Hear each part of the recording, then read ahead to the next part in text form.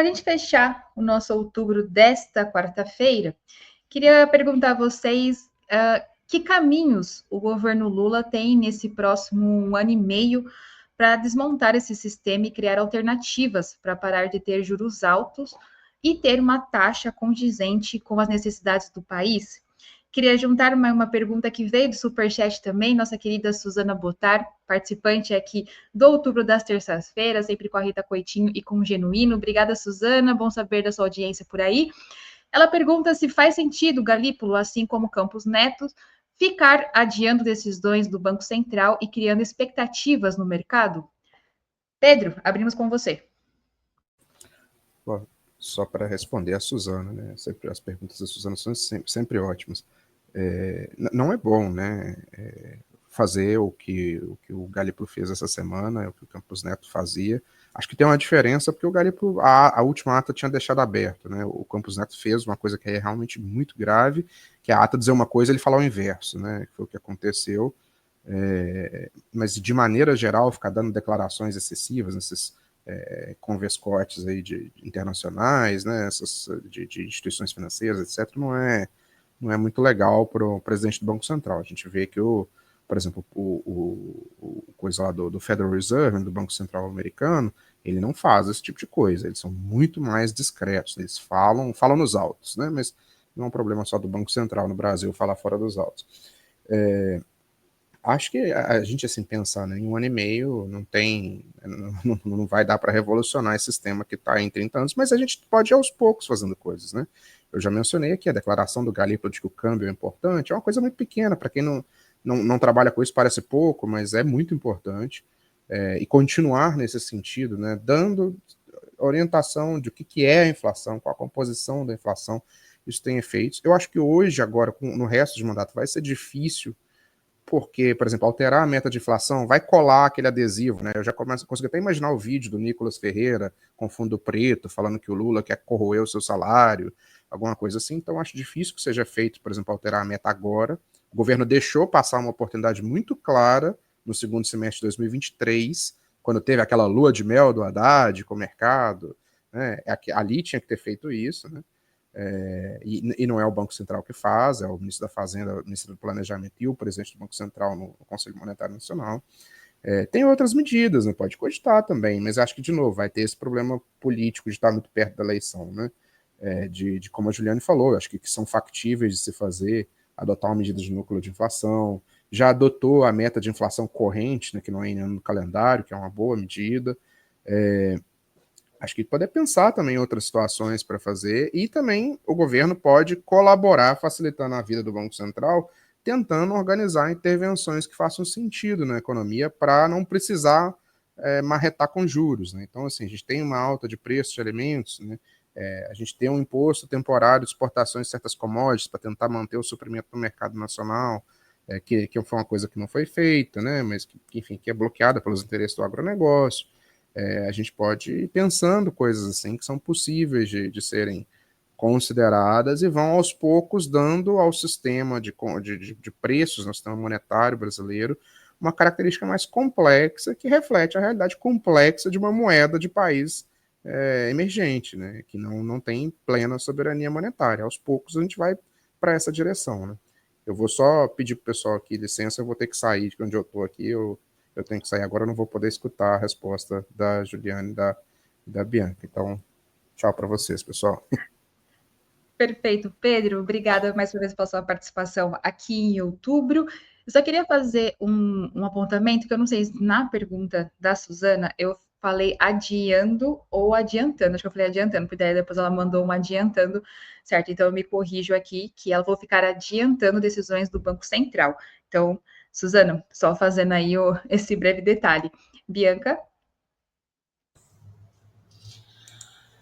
Então, Fernanda, claro, eu acho que assim, né? Como eu já coloquei na outra pergunta, a gente não pode ter a esperança de que vai haver toda uma justiça social ao redor, né, de uma instituição como o Banco Central, que é tão inerente da formação do Estado capitalista, tá? Tendo isso em mente, claro que dá para você ter, né, uma organização dessa entidade que seja mais adequada, pelo menos, com relação às ferramentas que a economia pode estar, né, que economicamente pode estar utilizando para, né, as oscilações que se tem na economia capitalista.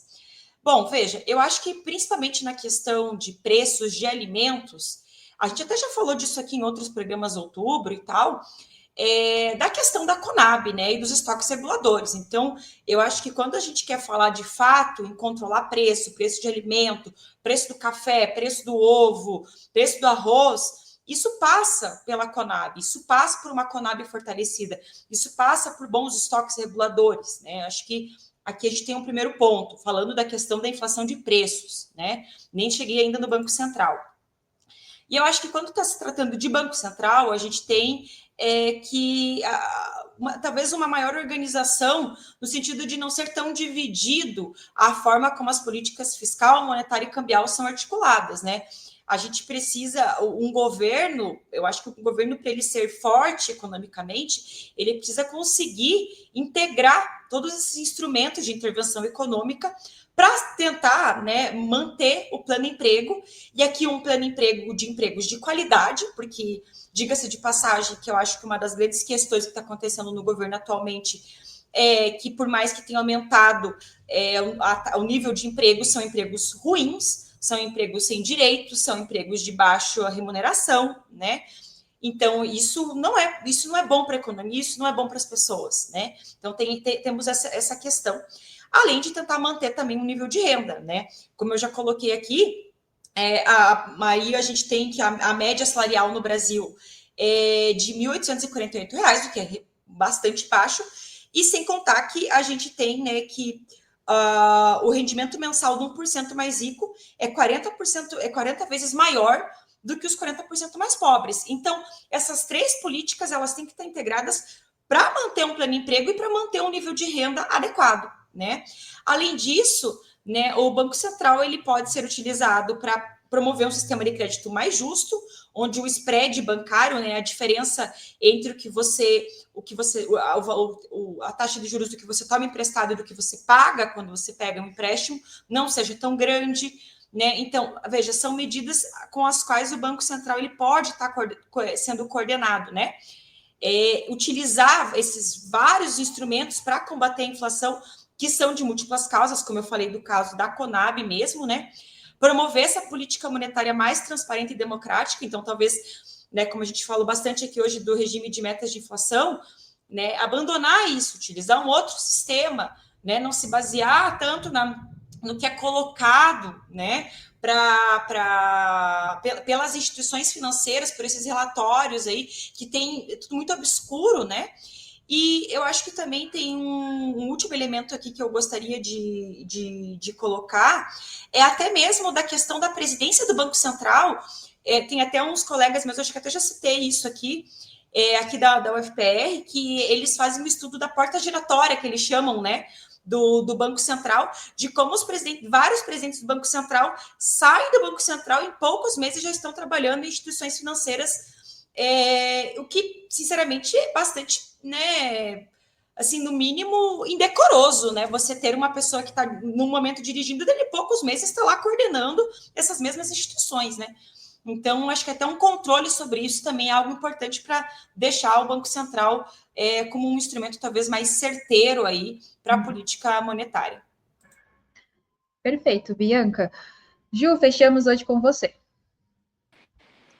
Bom, acho que a questão já foi respondida, vou tentar tocar em alguns pontos que ainda não foram tratados. Eu acho que a Suzana traz um ponto importante, eu concordo com o que eu ouvi da fala do Pedro, né?